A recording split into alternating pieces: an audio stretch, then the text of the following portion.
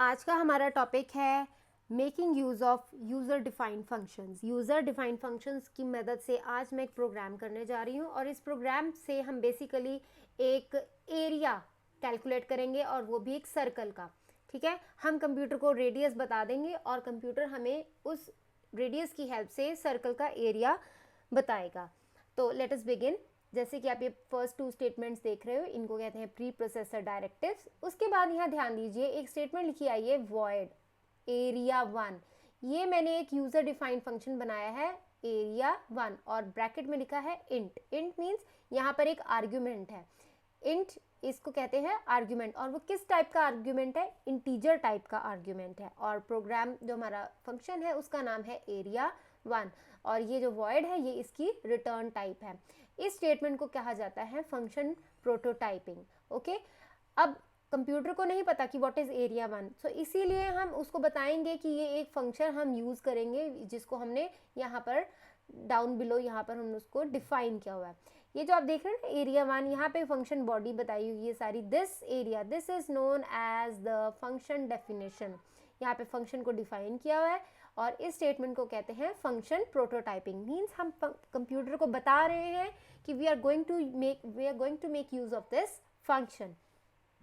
उसके बाद आता है वॉइड मेन, जो मेन फंक्शन है जहाँ पे हमारी मेन प्रोग्रामिंग होती है, इसी की हेल्प से हमारी एग्जीक्यूशन होती है प्रोग्राम की।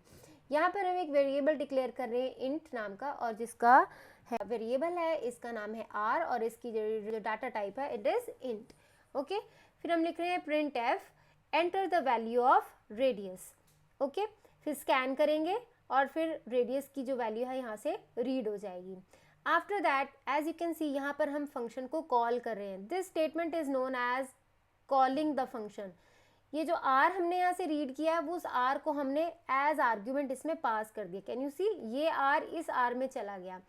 सो इसको कहते हैं आर्ग्यूमेंट। आर यहाँ पे आर्ग्यूमेंट का काम करेगा। एंड लास्ट में हम get C H last statement हम यूज कर रहे हैं। ओके, तो अब ये देखिए, अब आप देखिए, अब हम चलते हैं इस एरिया वन नाम के फंक्शन में।